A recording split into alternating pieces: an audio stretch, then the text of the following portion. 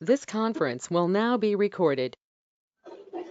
अद्य बुधवासर अथवा सौम्यवासरः चैत्रकृष्ण चतुर्थी दिनांक 20 एप्रिल 2022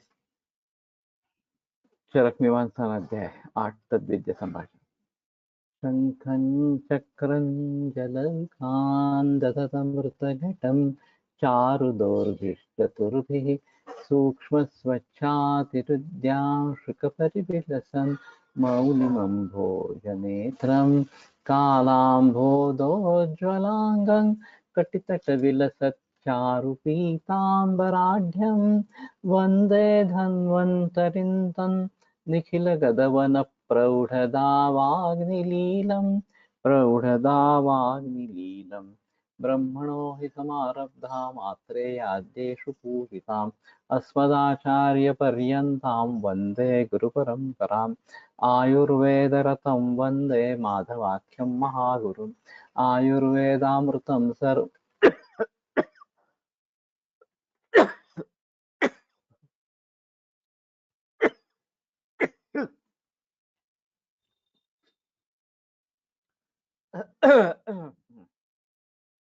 आयुर्वेदामृतं सर्वं शिष्येभ्यो यः प्रदत्तवान्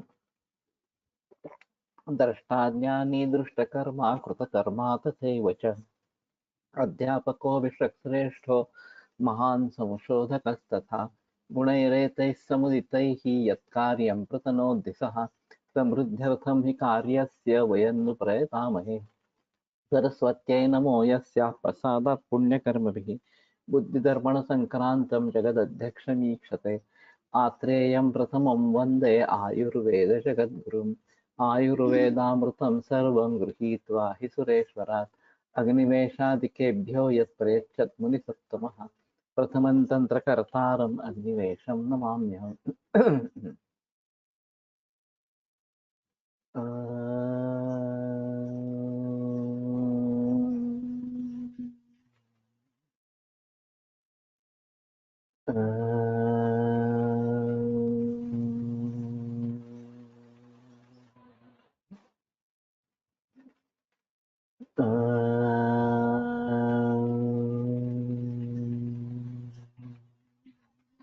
ओम शांति शांति शांति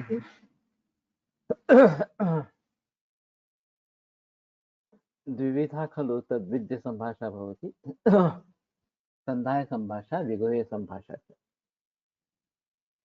तो तद्विद्य संभाषा दो प्रकार की होती है, एक संधाय संभाषा और दूसरी विगृह्य संभाषा। तत्र ज्ञान विज्ञान प्रवचन प्रतिवचन शक्ति संपन्नेन अकोपनेन अनुपस्कृत विद्येन अनसूयकेन अनुनेयेन अनुनयकोविदेन क्लेशक्षमेण प्रिय संभाषणेन च सह संधाय संभाषा विद्यते। तो इसमें काफी अंतर है इन दोनों में। तो ज्ञान विज्ञान वचन प्रतिवचन शक्ति संपन्न, जो ज्ञान विज्ञान वचन प्रतिवचन की शक्ति में संपन्न इस प्रकार का हो,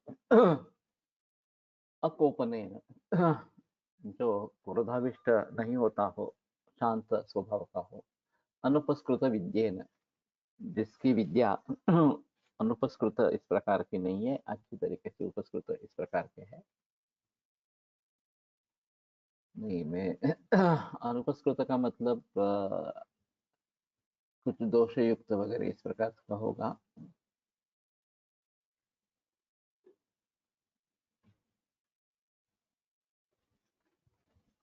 इसमें कुछ किया नहीं है।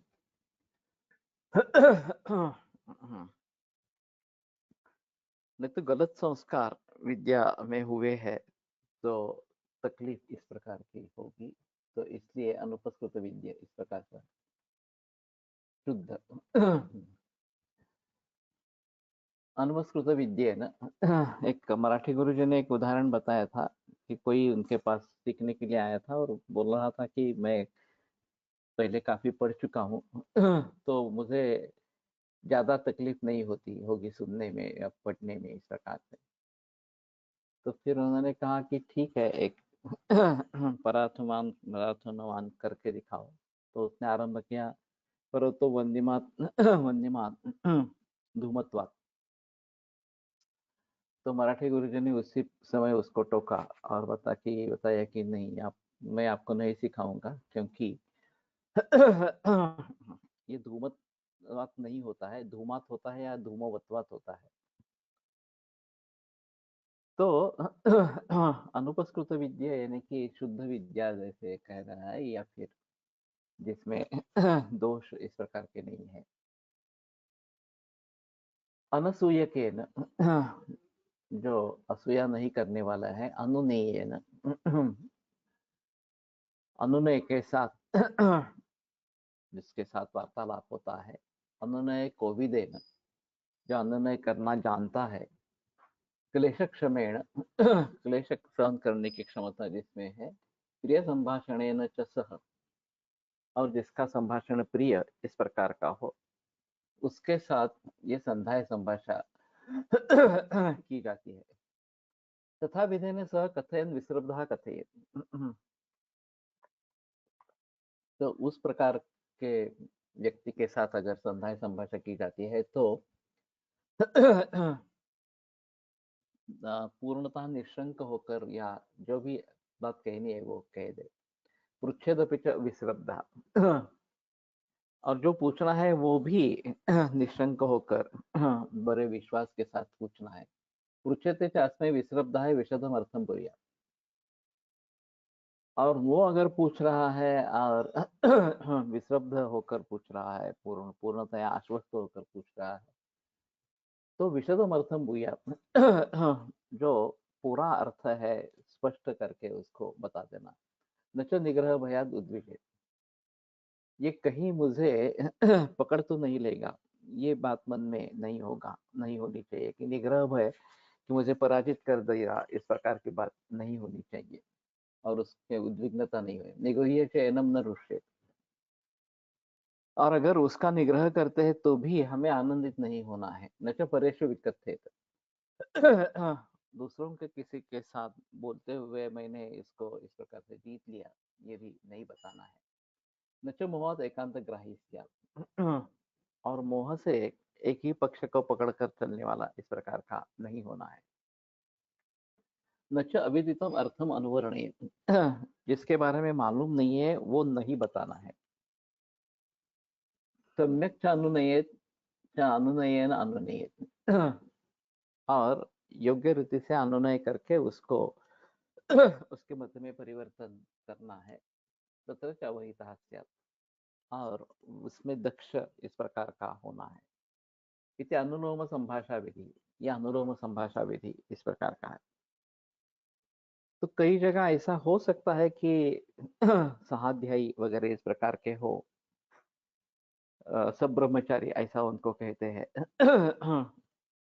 तो हमें मालूम है कि दोनों एक ही गुरु के शिष्य है, आपस में इस प्रकार के कोई असूया मत्सर वगैरह इस प्रकार का नहीं है, और मुझे जो डाउट्स है वो मैं उससे क्लियर करवाता हूँ, उसको डाउट्स है तो वो मुझसे क्लियर करवाना चाहता है। तो ये अच्छा रहता है, उसमें कोई समस्या इस प्रकार की नहीं होती है। अब बात ये होती है कि दूसरे भी लोग इस प्रकार के हो सकते हैं जिनके बारे में हमें पता नहीं होता। तो आरंभ करते हैं तो पता लगता है कि इसका अध्ययन कितना है, इसका अनुभव कितना है। और अगर वो प्रामाणिक है और हमें भी ऐसा लगता है कि ठीक है, उसको अगर हम बताएंगे वो हमें बताएगा तो कोई प्रॉब्लम नहीं है, तो संध्याय संभाषा वहां भी हो सकती है। अभी खास करके नैसर्गिक खेती करनी है नहीं करनी है,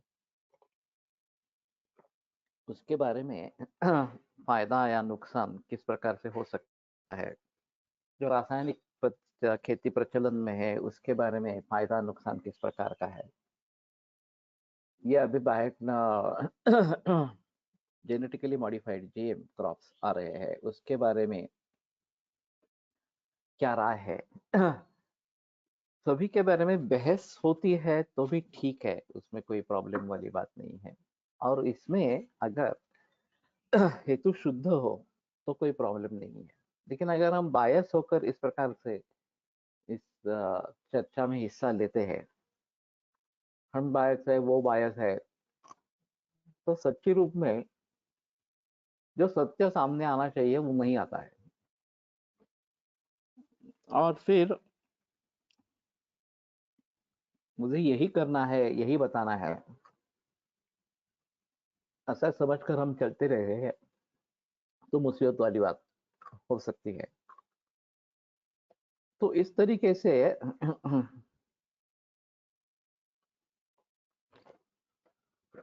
अगर प्रामाणिकता है तो प्रॉब्लम नहीं है। अंधश्रद्धा के बारे में भी वही सिलसिला है कि अगर अंधश्रद्धा निर्मूलन समिति वाले लोग प्रामाणिक होते तो बात बात अलग होती। भोंदूगिरी से सभी को लड़ना है, उसमें संदेह नहीं है, लेकिन सभी जगह भोंदूगिरी ही है, ये जो उनका कहना है, ये काफी मुश्किल है। और फिर यही सिलसिला चलता रहे तो फिर दिक्कत वाली बात हो सकती है। और हमें उससे बचना है। तो संधाय संभाषा अच्छी है, जिनके साथ कर सकते हैं उससे ज्ञान बढ़ जाएगा हमारा, और हमारी आशंकाएं मिट जाएगी। अत ऊर्ध्वम इतरेण सह विगृह्य संभाषायां जल्पेत श्रेयसा योगमात्मनः पश्यति। दूसरे लोगों के साथ विगृह्य संभाषा करनी है, लेकिन इसमें हमारा कल्याण हो ये देखते हुए ही करना है। अगर हमारा कल्याण नहीं होने वाला है तो विगृह्य संभाषा नहीं करनी।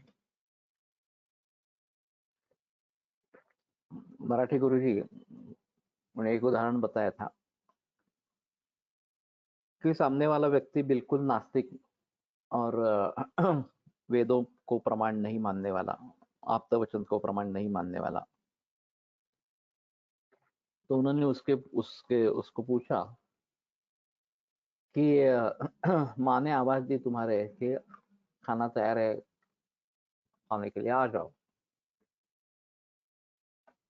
तो तुम उस पर विश्वास करके जाते हो या साशंक चित्त से जाते हो? अब ये व्यक्ति समझ गया कि हम अटकने वाले हैं, तो बोला मुझे ऐसा लगता है कि माँ ने बुलाया है तो शायद खाना तैयार होगा। तो ठीक है, देख लेते हैं इस प्रकार से। तो साशंक वृत्ति से जाते हैं। तो मराठी गुरु ने वहीं पे बात तोड़ दी और बोले कि ठीक है, तुम अप्रामाणिक हो, जो वास्तव है उसको तुम टाल रहे हो, तो अप्रामाणिक के साथ वाद नहीं करना है। तो मैं तुमसे बात करना ही नहीं चाहता, तुम्हें जो करना है करो, तुम्हें जो पढ़ना है सीखना है सीखो, इस प्रकार से। तो प्रामाणिकता तो कम से कम होनी चाहिए, जो सत्य है उसको स्वीकार मत करना चाहिए। और फिर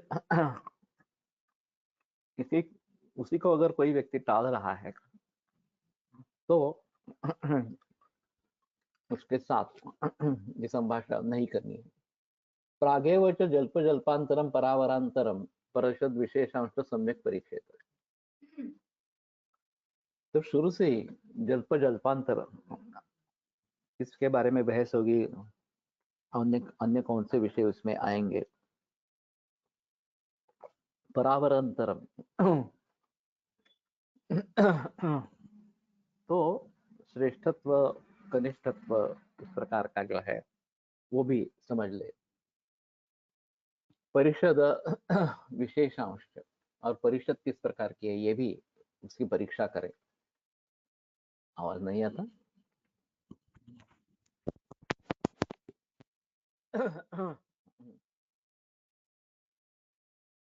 सम्यक परीक्षा ही बुद्धिमतां कार्यप्रवृत्ति निवृत्ति कालव संसति। सम्यक परीक्षा ही बुद्धिमान के कार्य प्रवृत्ति या निवृत्ति इस कालों को बताती है। अभी आता है, ठीक है। तस्मात् परीक्षाम अभिप्रशंसन्ति कुशलाः। और इसलिए परीक्षा की प्रशंसा कुशल लोग करते हैं। तो पहले से ही ये सब जान लेना चाहिए कि श्रेष्ठत्व, कनिष्ठत्व किस प्रकार का है, क्या-क्या मुद्दे उठाए जा सकते हैं और उनके बारे में हम किस प्रकार से प्रतिवाद करेंगे या उसका समर्थन करेंगे वगैरह-वगैरह। तो सम्यक परीक्षाएँ बुद्धिमतां कार्यप्रवृत्ति निवृत्ति कालो संसति। तो कार्य में प्रवृत्ति करनी है या निवृत्त हो जाना है, ये सम्यक परीक्षा के ऊपर निर्भर होता है बुद्धिमान के लिए। और वही बात बताते हैं कि अरे कार्य निवृत्ति कर रहे हैं तो ये समझ लिया है उसने कि करने में कोई मतलब नहीं है इस प्रकार का। परीक्षमाणस्तु खलु परावरान्तरम् इमान् जल्पकगुणान् श्रेयस्करां दोषवतश्च परीक्षेत।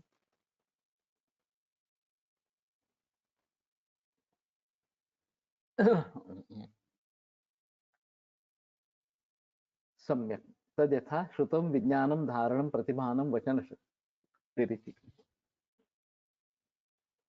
तो पर और अवर, श्रेष्ठत्व, कनिष्ठत्व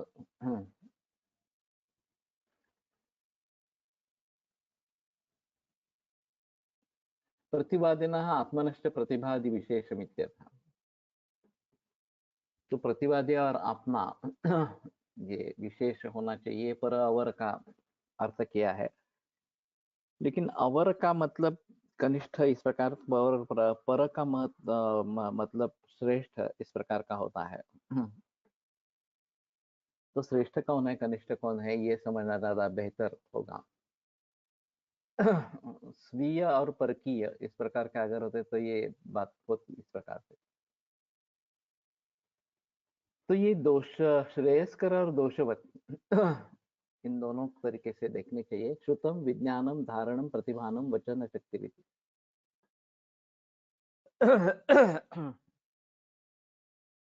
तो श्रुत जो ज्ञान ग्रहण उसने किया है, विज्ञान विशेष ज्ञान या अध्यात्म ज्ञान इस प्रकार से कहा जाता है।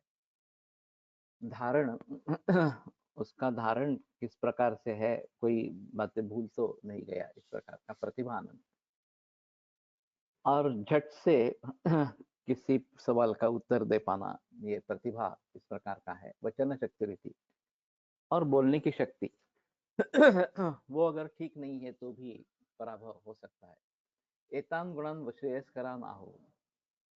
तो इन गुणों को श्रेयस्कर इस प्रकार से बताया जाता है।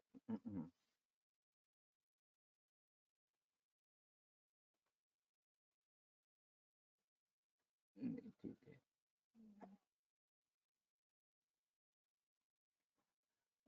इमान् पुनः दोषवतः तद्यथा कोपनत्वम् अवैशारद्यम भीरुत्वम अवधारणत्वम अनवहितत्वम। और ये जो 5 भाव हैं ये दोषवान इस प्रकार के कहे जाते हैं। एक शीघ्र कोप निर्माण होना, गुस्सा कर जाना, अवैशारद्यम की निपुणता, कुशलता इस प्रकार की नहीं होना, भीरुत्व भयभीत होना, अधारणत्वम धारण नहीं होना कि समय पर सभी ध्यान में आए इस प्रकार की स्थिति नहीं होना, अनवहितत्व और दक्ष न होना कि कहीं कोई बात छूट जाती है, ध्यान में नहीं आती है तो उसका फायदा नहीं उठा सकते। अभी किसी भी स्पोर्ट्स में ये बातें महत्वपूर्ण इस प्रकार की होती है। और गुणतः दोषतः इनको अगर भली भांति समझ लेंगे अपने और दूसरे के बारे में या श्रेष्ठ या कनिष्ठ के बारे में तो शायद नतीजा क्या निकलेगा इसके बारे में हम अनुमान लगा सकते हैं कि ऐसे ऐसे भाव है तो ये बात होगी, इस प्रकार से होगा। दंगल पिक्चर देखने के बाद ये गीता और उनको जो उनके पिता सलाह देते हैं कि ऐसे करना है, डिफेंस में जाना है, ऑफेंस में जाना है वगैरह वगैरह इस प्रकार से। और सामने वाले व्यक्ति को गुस्सा आने दो, फिर तुम उसको जीत सकोगे वगैरह वगैरह, इस प्रकार से। ते अकोपनत्व ये गुण रहेगा, कोपनत्व ये दोष इस प्रकार का रहेगा। और अनवहितत्व ये क्या कर रहा है अगर समझ में ही नहीं आएगा तो दक्ष होना जरूरी इस प्रकार का है। तो ये सभी बातें वहाँ अच्छी तरीके से दिखाई गई है और उसके आधार पर गीता कैसे जीत लेती है ये वहाँ पे दिखाया है। तो सभी क्षेत्र में केवल इस विग्रह संभाषा के बारे में नहीं बाकी भी क्षेत्रों में ये गुण और दोष इनको देखना बहुत जरूरी इस प्रकार का रहेगा। और अध्यापक के लिए भी ये काफी अच्छे इस प्रकार के होंगे। एक जोक बताया जाता है कि नया नया अध्यापक है, पहला ही लेक्चर है और पहला ही वाक्य बोलता है man is a rational animal और समथिंग। तो एक लड़की खड़ी होती है और व्हाट अबाउट वुमन सर तो ये गड़बड़ा जाता है। तो फिर वहीं से उसके बारे में जो इम्प्रेशन है वो नष्ट हो जाता है। हम जब पहला लेक्चर देते हैं तब काफी तैयारियां करके जाते हैं, ये पढ़ाएंगे वो पढ़ाएंगे वगैरह वगैरह इस प्रकार से। और जब बोलना शुरू होता है तो शायद कुछ अलग ही हो जाता है। अगर भीरुत्व छा जाता है तो भी मुसीबत इस प्रकार की हो जाती है। और मेरा एक प्रसंग मुझे याद है कि ऐसे शुरू के ही लेक्चर्स थे, मैं तैयारी करके जाता था कि ये बोलना है वगैरह इस प्रकार से, ये इतना पढ़ाना है। और एक दिन ऐसा हुआ कि मैंने जो कुछ पढ़ाना था वो सब पढ़ा दिया और लेक्चर चल रहा था तभी न्यूज आई कि फणसलकर का देहांत हो गया। ये करीबन सुबह 11 साढ़े 11 बजे की बात थी। तो मैं तो सर्द हो गया कि अब कैसे करेंगे, आगे का लेक्चर कैसे देंगे।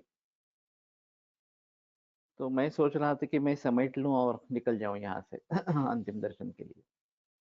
तो उसी दरमियान कोलटकर सर का मैसेज आया कि वो जा रहे हैं और उनका अगला लेक्चर था, तो तुम अगला लेक्चर भी तुम ही ले लो।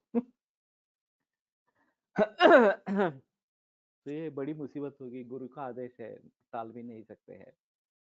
मेरे ही गुरु, हम दोनों के ही गुरु थे फणसलकर। उनका निधन हुआ है, अंतिम दर्शन के लिए जाना है, अब क्या पढ़ाएंगे?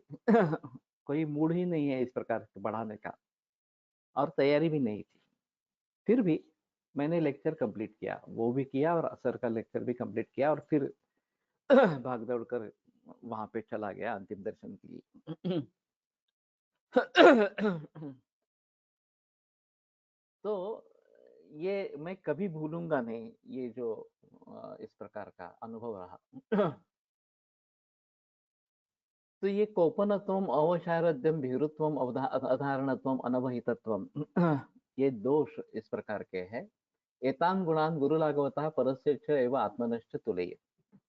तो इन गुणों को गुरु और लाघव के हिसाब से दूसरे का और अपने के बारे में उसकी तुलना करें तो वो श्रेष्ठ है, हम श्रेष्ठ है, ये पहले ही समझ ले। तत्र त्रिविधः परः संपद्यते प्रवरः प्रत्यवरः समो वा गुणं विनिक्षेपतः न तो एव कार्त्स्येन। तो तीन प्रकार का पर हो सकता है। एक प्रवर, हमसे ज्यादा श्रेष्ठ इस प्रकार का, प्रत्यवर हमसे कनिष्ठ, समोवा और हमसे तुल्य कक्ष सम इस प्रकार का, गुण विनिक्षेपतः, और ये गुणों के आधार पर होता है, न तो एवं कार्त्स्येन। पूर्णतया कोई श्रेष्ठ कोई कनिष्ठ इस प्रकार का नहीं होता। लेकिन कुछ गुण अच्छे हैं उसके, कुछ गुण मेरे अच्छे हैं, कुछ दोष उसमें है, कुछ दोष मेरे हैं। तो उनके अनुसार किन चीज़ों में ये अच्छा है, किन चीज़ों में ये मुझसे अवर है, ये देखना ज़रूरी है। तो ये समझकर हमें किसमें जाना है और किसमें नहीं जाना है, ये बात ध्यान में रखनी है। मेरा मित्र अशोक परांजपे के पिता, उन्होंने एक अनुभव बताया था कि उनकी जो परीक्षा थी बीएसएससी और ऐसी कुछ, तो मरीज उधर शुल्क का था और इन्होंने अपेंडिसाइटिस अच्छी तरीके से तैयार करके रखा था। और जब उनकी बारी आ गई तो उन्होंने कहा कि क्या है, तो बोले मुझे लगता है कि अपेंडिसाइटिस है, एक्यूट एब्डोमेन है। तो फिर परीक्षक ने पूछना आरंभ किया कि अपेंडिसाइटिस क्या होता है, कैसे लक्षण होते हैं, वगैरह वगैरह।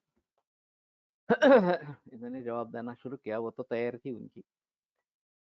और फिर बाद में बोले कि हाँ, मुझे शुरू में लगा था, लेकिन ये सब देखने के बाद मुझे नहीं लगता है अपेंडिसाइटिस है, कुछ अलग बीमारी होगी।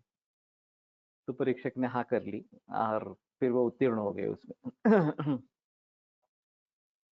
तो कहने का तात्पर्य अर्थ क्या है कि हमें जिस विषय में प्रावीण्य है उस पर उसको लेके आना, या वो जो चाहते हैं उस पर उसको लेके आना और वो बताना। मेरा भी अनुभव ऐसा ही रहा था। हमारे प्रभु भावकर करके एक सर थे, निदान की ओरल थी बेड साइड, और कोई औरत थी 60-65 बरस वाली, और वैसे तो दिखने कुछ रहा था कि क्या बीमारी है इस प्रकार से। मैंने परीक्षा की, उसको पूछा कि क्या हुआ था। बोले कुछ नहीं था। नहीं, लेकिन एडमिट क्यों हुए? तो मेरे बुखार था। कब कब से था? 2 महीने हो गए। वैसे बुखार तो हाथ में लग भी नहीं रहा था। तो ये मेरे समझ में कुछ भी नहीं आया। मैंने जीर्ण ज्वर निदान करके मैं बाहर निकल आया। फिर जब ओरल के लिए गए तो उसके पहले पता चल चुका कि ये पैरालिसिस की केस थी और उससे पूरी तरीके से ठीक हो गई थी। मुझे तो कुछ उसने बताया नहीं था पैरालिसिस के बारे में। लेकिन सर को भी मालूम था कि वो हर छात्र को कुछ न कुछ अलग ही बताती। एक का दूसरे से कोई संबंध नहीं रहता। तो ये ऐसी ही बताती है, ऐसा परीक्षक को भी मालूम था।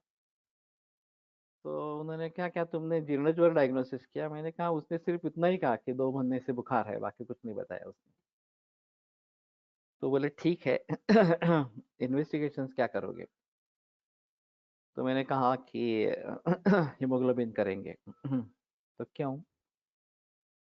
मैंने कहा कि ये मार्गग रक्त धातु है। दौर्बल्यादेह धातूनां जरो जीर्णोन वर्तते, ऐसा सूत्र है। तो धातुओं का दौर्बल्य है क्या देखने के लिए, रक्त धातु का दौर्बल्य है देखने के लिए हीमोग्लोबिन करेंगे। मैंने उनका एक ही लेक्चर सुना था, पूरे बरस में उन्होंने एक ही लेक्चर लिया था वास्तव में। और इसमें मार्ग का धातु, और वो काफी सिंपल था कि रक्त का धातु मार्ग का धातु हीमोग्लोबिन है, अस्थि का मार्ग का धातु कैल्शियम है, इस प्रकार से। तो बस वो खुश हो गए। बस बस ठीक है, तुम उत्तीर्ण हो गए। ऐसा करके उन्होंने छोड़ दिया।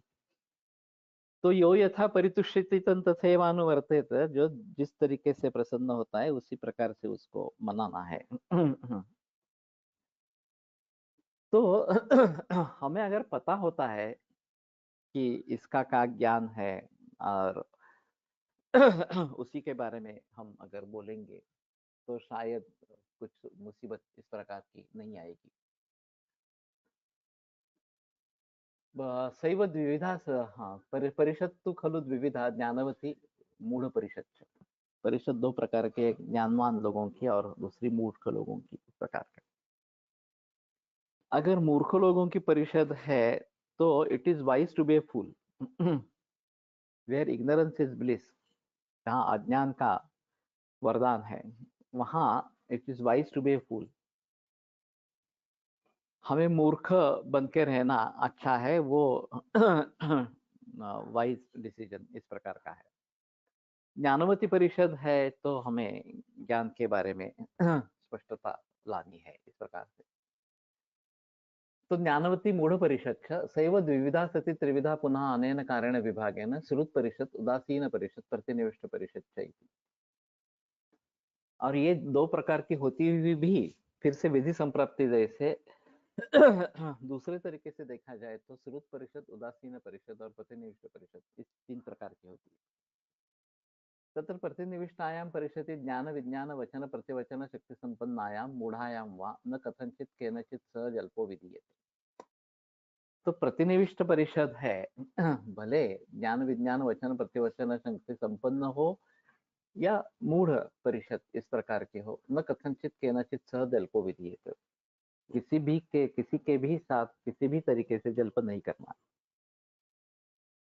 तो अगर वो तुले हुए है कि तुम्हें हराना ही है और तुम्हारा कुछ सुनना ही नहीं है, तो एक परिषद लोगों का समूह होता है और वो सभी मिलकर तुम्हें पराजित कर सकते हैं, बोलने ही नहीं देते वगैरह वगैरह, और मानने के लिए तैयार नहीं होते वगैरह वगैरह इस प्रकार से। तो ज्ञानवती है तो और मुश्किल है, मूढ़वती है तो शायद मूर्खता से बात करेंगे, लेकिन इसमें संभाषा करनी ही नहीं है, इसका ये मतलब है। मूढ़ायां तु सुहृत् परिषदि उदासीनायां वा ज्ञान विज्ञान वचन प्रतिवचन शक्ति ही अंतरेण अपि अदीप्त यशसा महाजन विद्विष्टेन अपि सह जल्पो विधीयते। अगर मूढ़ परिषद या सुहृत् परिषद इस प्रकार की है या उदासीन परिषद इस प्रकार की है, तो ज्ञान विज्ञान वचन प्रतिवचन शक्ति ही अंतरेण अपि, या अगर इस प्रकार की शक्ति नहीं है तो भी अदीप्त यशसा, जिसका यश ज्यादा बिखरा हुआ इस प्रकार का नहीं है, प्रज्वलित इस प्रकार का नहीं है, महाजन विद्विष्टेन अपि सह, और महाजनों ने जिसकी निंदा की है, जिसका द्वेष किया है, इस प्रकार के व्यक्ति के साथ भी जल्पो विधीयते, उसके साथ जल्प कर सकते हैं। तो ये काफी सूझबूझ कर करने की बात है कि हम क्या करना चाहते हैं, किसके साथ करने जा रहे हैं, उसकी शक्ति क्या है, हमारी शक्ति क्या है, उसके गुण क्या है, हमारे गुण क्या है, उसके दोष क्या है, हमारे दोष क्या है, और अंत में इसमें क्या साध्य होगा। तो इन सभी बातों को ध्यान में रखते हुए ये जल्प करना है नहीं करना है, ये सोच लेना इस प्रकार का है। तद्विधेन च सह कथया आविद्ध दीर्घ सूत्र संकुल वाक्यदंड कही प्रथयितव्य।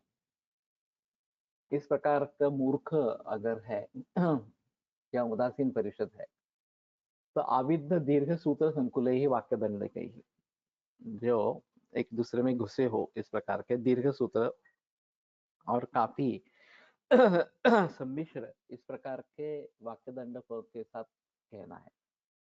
बाणभट्ट की कादम्बरी इसका एक अद्भुत नमूना है। कहीं एक पृष्ठ पर वाक्य शुरू हो जाता है, 3-4 पृष्ठ तक वाक्य चालू ही रहता है और फिर उसमें कर्ता कर्म क्रियापद और उनके विशेषण ये ढूंढना ये काफी मुश्किल हो जाता है। तो सामने वाला समझ ही नहीं पाता कि क्या चल रहा है, क्या किसके बारे में बोल रहा है वगैरह इस प्रकार से। अतिरुष्टम मुहुर्मुहु उपहसता परम निरूपयता च परषदम आकारैः ब्रुवतश्चास्य वाक्यावकाशो न देयः। तो बड़े हंसते हुए और दूसरे का उपहास करते हुए बार बार परम निरूपयता च परषदम आकारैः, और हाव भाव वगैरह ऐसे कुछ करके ये कैसे कर रहा है, इसको कुछ अकल ही नहीं है। और उसका हंसी मजाक इस प्रकार के उड़ाते हुए अस्य वाक्यावकाशो न देयः, उसको बोलने की संधि ही नहीं देनी है, अवकाश ही नहीं देना है। तो हम ही बोलते रहेंगे और वो कुछ बोलने की चेष्टा करे तो उसका उपहास करते हुए उसको बोलना नहीं देना, ये किसी प्रकार से करना है। कष्ट शब्दांचे ब्रुवता वक्तव्यो नोच्यते, कि कष्ट शब्द बोलेंगे और अथवा पुनः हीनाते प्रतिज्ञा इति। तो नहीं बोलेंगे इस प्रकार से कष्ट शब्द अगर वो बोलता है, अथवा पुनः हीनाते प्रतिज्ञा, और तुम प्रतिज्ञा से ढल चुके हो, वो जो मूल प्रतिज्ञा की थी उससे दूर हो गए। पुनश्च आहूयमानः प्रति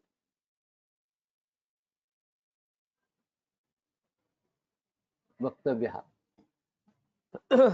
फिर से अगर बुलाया जाता है तो परिसंवत्सरो भवान शिक्षस्व तावत्, तो एक बरस और अध्ययन कर लो। न त्वया गुरु उपासितो नूनम, तुमने गुरु की सेवा की ही नहीं है। अथवा अपर्याप्तम एतावत् सकृदपि परिक्षेपिकम निहतम निहतम आहु इति नास्य योगः कर्तव्यः कथंचित्। इतना हुआ तो आपके लिए शिक्षा काफी रही, तो इसी पे संतुष्ट रहो। और एक बार जिसको परिक्षेपित किया गया है निहत, तो वो निहत ही है। और फिर से मैं लड़ूंगा वगैरह इसी प्रकार की बात करने का कोई, या इसका पुनः प्रश्न उसके ऊपर निर्माण करना, ये बराबर नहीं है। अपि एवं श्रेयसा सह विगृह्य वक्तव्यमिति आहुः एके न तो एकम जायसा सह विग्रहम प्रशंसन्ति कुशलाः। तो अगर श्रेयस वाली व्यक्ति है तो उसके साथ विग्रह विग्रह संभाषा की जाती है, किंतु न तो एवं जायसा सह विग्रह, लेकिन हमारे से हमसे श्रेष्ठ अगर है तो उसके साथ विग्रह नहीं करना है। तो अभी जब परिसंवाद में इस प्रकार के होते रहते हैं, जल्प या वितंडा इस प्रकार से, तो ये बातें दिखाई देती है। और जैसे इन्होंने कहा है कि उसका नतीजा किस प्रकार का निकलेगा, इसके बारे में पहले से अगर हम सजग रहेंगे कि समझ लेंगे, तो जल्प करना है नहीं करना है यही बात पहले होनी चाहिए। समझ लेनी चाहिए। और जहाँ करना उचित नहीं है वहां जल्प नहीं ही करना है, ये बात ध्यान में रखनी चाहिए।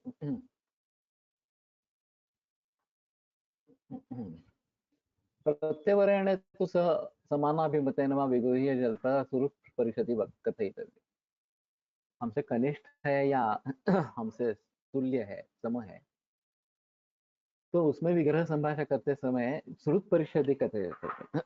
हाँ, श्रुत परिषद है तो उसमें ये विगृह्य संभाषा हो सकती है। अस्मापि उदासीन परिषदि अवधान श्रवण ज्ञान विज्ञान उपधारण वचन प्रतिवचन शक्ति संपन्नायां कथयता च वहितेन परस्य साद्गुण्य दोष बलम अवेक्षितव्यम्। समवेक्षते यत्र एनं श्रेष्ठं मन्येत नास्य तत्र जल्पं योजयेत् अनाविष्कृतम अयोगम कुर्वन्। तो उदासीन परिषद में अगर ये कर रहा है तो अवधान श्रवण ज्ञान विज्ञान उपधारण वचन प्रतिवचन शक्ति संपन्न आया, ये उदासीन परिषद भी इस प्रकार की शक्ति संपन्न इस प्रकार की है। कथयता च अवहितेन परस्य साद्गुण्य दोष बलम अवेक्षितव्य, और दक्ष होकर दूसरे का गुण क्या है दोष क्या है उनका बल देखना चाहिए। समवेक्षते यत्र एनं श्रेष्ठम मन्येत, और जिसमें उसको श्रेष्ठ समझते हो, नास्य तत्र जल्पम योजयेत् अनाविष्कृतम अयोगम कुर्वन्, तो उस विषय पे जल्प करना ही नहीं है, तो वो प्रकट ही न हो जाए और फिर उसका योग ही वहां पे न हो। न तो एनम अवरम मन्ये तत्र, यत्र तो एनम अवरम मन्येत तत्र एव एनम आशु निगृह्णीया, और जिसमें वो कनिष्ठ है उसकी ज्यादा बुद्धि नहीं है, अनुभव नहीं है, उसी में उसका तात्काल निग्रह इस प्रकार से करे। तत्र खलु इमे प्रत्यवराणाम आशु निग्रहे भवति उपायाः। तो तात्काल निग्रह करने के लिए ये उपाय होते हैं। तथा श्रुतहीन महता सूत्र पाठेन अभिभवेत्। जिसका ज्ञान अच्छा नहीं है, श्रुतहीन इस प्रकार का है, उसको महता सूत्र पाठेन अभिभवेत्, कि बड़े सूत्र के पाठ के साथ उसको पराजित करे। वो गाइड पिक्चर में वो दो साधु आते हैं और संस्कृत में कुछ पूछते हैं, पूर्णमदः पूर्णमिदं पूर्णात् पूर्णमुदच्यते, तो इसका अर्थ बताओ वगैरह। तो ये देवानंद कहता है कि अंग्रेजी में कुछ बोल देता है और इसका अर्थ बताओ। ऐसा उसको कहता है। तो इसका संस्कृत अच्छा नहीं है, उनको वो अंग्रेजी आती नहीं है, तो उसका फायदा वो उठा लेता है इस प्रकार से। तो जहां जो कमजोर हो उसी में उसको पकड़ना है, ये बात उसमें सामने रखनी चाहिए इस प्रकार से। तत्र खलु, हाँ, श्रुतहीन महता सूत्र पाठेन अभिभवेत्। अगर मालूम होता है कि आप सामने वाले को कुछ भी याद नहीं है, मालूम नहीं है, पढ़ा ही नहीं है उसने, तो बड़े बड़े सूत्रों के आधार पर उनको जीत लेना, और वो आश्चर्यचकित हो जाएगा कि अरे ये क्या बात बोल रहा है, मुझे तो कुछ समझ में नहीं आ रहा है इस प्रकार से, तो पराजित इस प्रकार का हो जाएगा। विज्ञानहीनम पुनः कष्ट शब्देन वाक्येन। तो ज्ञान और विज्ञान में क्या फर्क करते हैं, एक बार देखना चाहिए, यदि याद नहीं आ रहा।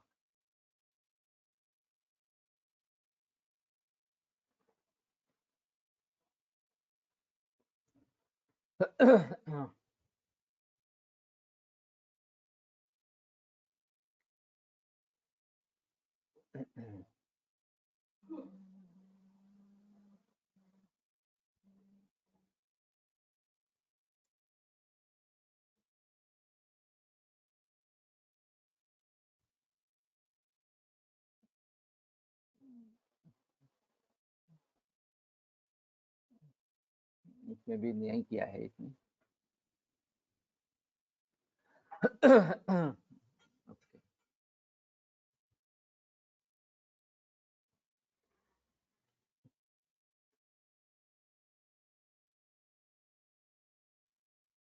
तो विज्ञानहीनम पुनः कष्ट शब्देन वाक्येन। कि कष्ट शब्द इस प्रकार के वाक्यों से उसको जीतना है। वाक्य धारणाहीनम आविद्ध दीर्घ सूत्र संकुल ही वाक्य दंड के। जो वाक्य का मतलब नहीं समझ रहा है, उसका धारण नहीं कर रहा है, आविद्ध दीर्घ सूत्र संकुल ही वाक्य दंड की, जो दूसरे में घुस गए हैं, इस प्रकार के लंबे सूत्र है और उसमें भी अनेक सूत्र इकट्ठा इस प्रकार के हो जाए, इस प्रकार के वाक्य दंड पर। प्रतिभाहीनम पुनः वचनेन अनेक विधानेन, वचनेन एक विधानेन अनेक अनेकार्थवाचिन। तो अनेकार्थवाची इस प्रकार के वचन से उसको जीतना है। वचन शक्तिहीनम अर्धोक्तस्य वाक्यस्य आक्षेपेण। जिसमें बोलने की शक्ति नहीं है, उसको अर्धोक्त होने के बाद ही वाक्य पर आक्षेप ले ले, तो आगे वो बोल ही नहीं पाएगा इस प्रकार से। अविशारदम अपतर्पणेन। और जो अकुशल है उसको लज्जा रहित करके इस प्रकार से कि लज्जित हो जाए इस प्रकार से। कोपनम आयासनेन।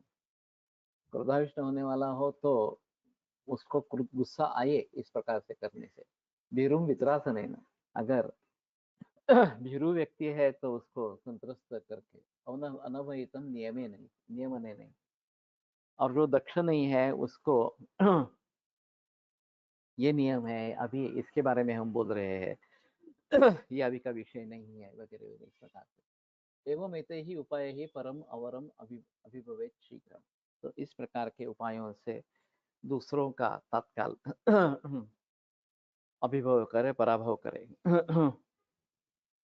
अभी ऐसा कहा जाता है, शंकराचार्य ने जब ये बौद्ध धर्म का उदय पूरे भारत भर में हो गया था और वैदिक धर्म पिछड़ गया था और उसमें कर्मकांड में लोग ज्यादा अटक गए थे और यही धर्म है ये समझने लगे थे, तो काफी लोग उसके तंग आ चुके और वो बौद्ध धर्म में शामिल होने लगे। तो ऐसी स्थिति में उनको अपना नॉलेज विज्ञान, नॉलेज ज्ञान असावे। हो सकता है।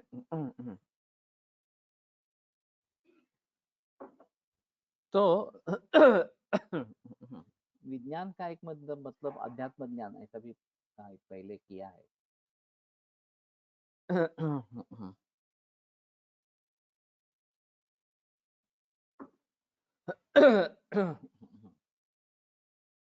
क्या बात कर रहा था?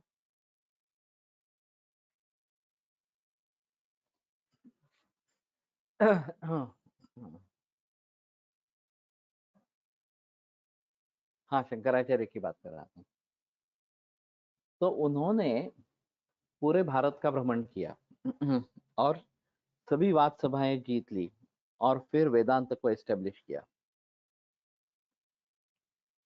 ये शांकर भाष्य लिखा ब्रह्म सूत्रों के ऊपर और वैदिक धर्म को पुनरुज्जीवित किया। ये शंकराचार्य का ऐतिहासिक कार्य इस प्रकार का माना जाता है। तो उन्होंने इसका काफी अध्ययन किया होगा। वैसे तो बचपन से ही प्रगल्भ बुद्धि वाले इस प्रकार के थे और 8वें बरस में ही संन्यास ले लिया था। तो उनके बारे में काफी दिलचस्प कहानियां बताई जाती है। तो ये एक तरीका इस प्रकार का है। अब हाल ही की स्थिति में अगर हमें आयुर्वेद को एस्टेब्लिश करना है ये बहुत बड़ा काम है और प्रतिनिधित्व परिषद है। सामने वाले जो बैठे हैं हमारे ही लोग, बीएमएस लोग ही जो एलोपैथी प्रैक्टिस कर रहे हैं उनको पहले पराजित करना है, फिर बाकी लोगों के बारे में सोचेंगे।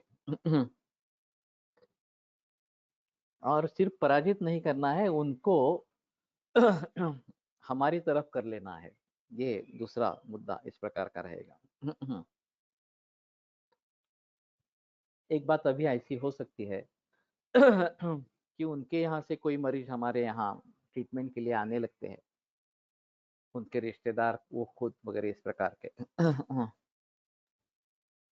जहाँ एलोपैथी कुछ काम नहीं कर रही है, तो धीरे धीरे उनके मन में परिवर्तन होने लगता है और कम से कम ये तो समझ पाते हैं कि मैं आयुर्वेद नहीं समझता, लेकिन आयुर्वेद में काफी कुछ है, काफी कुछ क्षमता इस प्रकार की है। तो उसके आगे वो दूसरे मरीजों को भी भेजना आरंभ कर देते हैं हमारे पास। तो धीरे धीरे माहौल बदलता है। अब इसी प्रकार से एलोपैथी के, होम्योपैथी के भी डॉक्टर्स अगर है और वो या उनके कुछ निजी रिश्तेदार हमारे पास ट्रीटमेंट के लिए आते हैं तो उनके मन में हल्का हल्का परिवर्तन होने लगता है। अब इस चीज को आगे बढ़ाना है और उनका जो कहना है किसी के बारे में भी, वो कैसे हम उसको परास्त कर सकते हैं, इसके बारे में सोचना है। तो हमारे गुणों के बारे में बताना और उनके दोषों के बारे में बताना, ये बहुत अहम चीज होती है। और वो तो उसको मानने के लिए तैयार नहीं होते कि उनके कोई दोष है इस प्रकार से। अब सभी एलोपैथी के डॉक्टर्स ये बताते रहते हैं कि आयुर्वेद हेवी मेटल्स का प्रयोग करता है, वो विषारी होता है, जहरीला होता है वगैरह वगैरह। एलोपैथी सभी ड्रग्स जो इस्तेमाल करती है वो सभी जहरीले हैं, फिर एलोपैथी क्यों देते हैं? अगर जहरीले है इसलिए बंद करना है तो एलोपैथी बंद होनी चाहिए पहले, आयुर्वेद की तो बात बात में आएगी इस प्रकार से, अगर बंद करना है तो इस प्रकार। लेकिन वो बताते हैं नहीं नहीं, हमारे यहाँ स्पष्ट रूप से लिखा जाता है कि किस प्रकार के दुष्परिणाम होते हैं वगैरह वगैरह, और सूझबूझ कर दवाई ली जाती है। तो ये सभी बातों में नहीं है। केमोथेरेपी के बारे में मालूम होता है कि ये होने वाला है इस प्रकार से, लेकिन डायबिटीज की दवा ले लेंगे, हाइपरटेंशन की दवा ले लेंगे, या थायराइड की दवा ले लेंगे,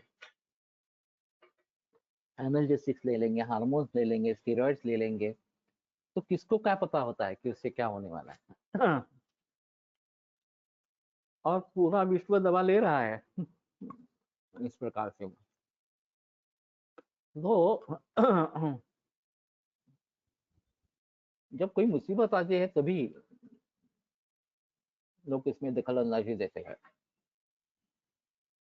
और फिर भी उनका कहना होता है कि हाँ मालूम है केमोथेरेपी के बहुत सारे दुष्परिणाम हैं, लेकिन उसके सिवाय कुछ चारा नहीं है, वो तो देना ही है।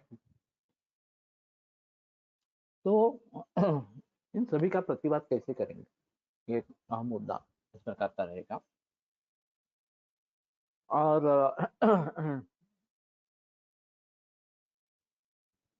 ये जो वैद्य साइंटिस्ट ये बात कही गई थी, बेंगलोर में कोर्स चलाया था, वो उसी उद्देश्य से चला था, फिर भी वो सक्सेस नहीं हुआ क्योंकि उसमें हिस्सा लेने वाले वैद्य ही नहीं थे। वो BMS MD थे, लेकिन आयुर्वेद के बारे में उनको कुछ भी पता नहीं था, ना ही प्रैक्टिकल नॉलेज था। तो खुद जो आयुर्वेद जानता नहीं हो, वो आयुर्वेद के बारे में दूसरों को क्या बताएगा। तो मुझे लगता है कि इसमें जो अच्छे वैद्य है वही इसमें हिस्सा ले सकते हैं। उनके पास मॉडर्न का नॉलेज होना जरूरी है और फिर भी वो उसके बहकावे में नहीं आए, ये बहुत महत्वपूर्ण चीज है। अगर आपका ज्ञान अच्छा नहीं है, अनुभव अच्छा नहीं है, तो आप उसके बहकावे में आ जाते हैं और उसी को साइंस मानने लगते हैं, एलोपैथी को साइंस मानने लगते हैं। तो साइंस कैसे नहीं है और आयुर्वेद साइंस कैसे है, इसके बारे में हमारे मन में संदेह नहीं होना चाहिए, ये पहली बात। अगर हमारे ही मन में इसके बारे में संदेह है तो हम दूसरों को क्या बताएंगे। तो ज्ञान और अनुभव इन दोनों के आधार पर ही इसमें आगे बढ़ सकेंगे और फिर दूसरों को पराजित कर सकेंगे। और पराजित करने का ये मतलब नहीं है उसको नीचा दिखाना, ये काम नहीं है। पूरे समाज को संबोधित करना है और आयुर्वेद को एक साइंटिफिक सिस्टम के रूप में पूरे विश्व भर में एस्टेब्लिश करना है। ये काफी मुश्किल इस प्रकार का काम है। प्रतिनिष्ठ परिषद है, वहाँ एलोपैथी का साम्राज्य है। ये ऐसा एक दो वर्षों में, कुछ 10 वर्षों में ऐसा नहीं निर्माण हुआ है। उसका एजुकेशन है जो स्कूल लेवल तक पहुंच गया है। उसकी फार्मेसीज है, उसके हॉस्पिटल्स है, और राजमान्यता है उसको। इन सभी भावों को ध्यान में रखते हुए कैसे हम प्रतिवाद करते रहेंगे, कैसे उभर आएंगे, ये सब सोचना है। तो ज्ञान के बारे में तो मैं मानता हूँ कि हमें स्कूल लेवल तक पहुंचना चाहिए, केवल आयुर्वेद के लिए नहीं बल्कि सभी प्राचीन भारतीय शास्त्रों के लिए स्कूल लेवल तक पहुंचना चाहिए। तो थोड़ा थोड़ा मत परिवर्तन आने लगा, इसलिए जो अध्यापक है उनमें पहले बदलाव लाना जरूरी है।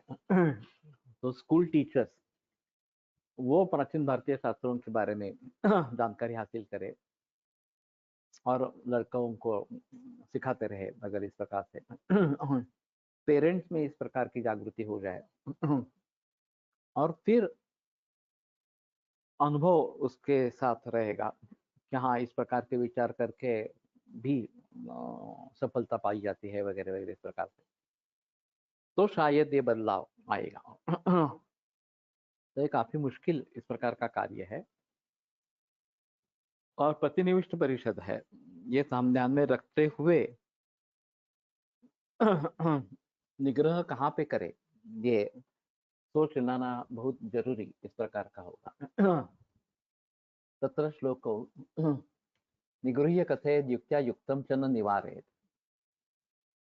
युक्तिपूर्वक निगृह्य संभाषण करे और जो योग्य है उसका निवारण नहीं करे, जो सही बात है उसको टालने की कोशिश नहीं करे। विगृह्य भाषा तीव्र में केशांची द्रोह व्हावे। विगृह्य से किसी के साथ तीव्र द्रोह इस प्रकार का हो जाएगा, उसमें वितुष्ट हो जाएगा। नाकार्यमस्ति क्रुद्धस्य नावाच्यम अपि विद्यते। एक बार गुस्सा सर पर चढ़ गया तो वो क्या बोलेगा ये बता नहीं सकते, क्या करेगा ये भी बता नहीं सकते। कुशला नाभिनंदनती कलहम समितो सताम। और कुशल लोग सज्जनों की समिति में कलह की अपेक्षा नहीं करते, प्रशंसा नहीं करते। एवं प्रवृत्तिवादे कुर्यात्। इस प्रकार से बाद में प्रवृत्त होने पर करे। तो कहने का तात्पर्य अर्थ ये है कि हमें साध्य क्या करना है ये पहले से ही अच्छी तरीके से डिसाइड करें। हम ये कर सकेंगे नहीं कर सकेंगे ये भी डिसाइड करने की कोशिश करें। कितने लोग हमारे पक्ष में है, कितने विरोध में है, कितने उदासीन है वगैरह वगैरह, ये भी बात देखे। और फिर जो भी कुछ करना है वो समझता पूर्वक करना है और इसमें हमारी हानि न हो ये तो कम से कम देखना है। तो इन सभी बातों को अगर भली भांति ध्यान में रखेंगे तभी हमारा जो उद्देश्य है वो सफल होगा, नहीं तो हमारे लिए बड़ी दौर्भाग्य की इस प्रकार की बात होगी। तो सोच समझकर कदम उठाना बहुत जरूरी है। तो अगले सोमवार को इसके बारे में बहस करेंगे। आयुर्वेद प्रकांड निगदित इह हि शल्यतंत्र प्रधानः शिष्येभ्यः शाश्वतोऽयं निखिलजनकृपा व्याप्तचित्तेन येन आयुर्वेदस्य वाञ्छन् पुनरपि भुवने ताञ्च सुष्ठु प्रतिष्ठां श्रेष्ठं धन्वन्तरिं तं प्रणमति च सदा वैद्यवर्गो हि नूनम् वैद्यवर्गो हि नूनम्।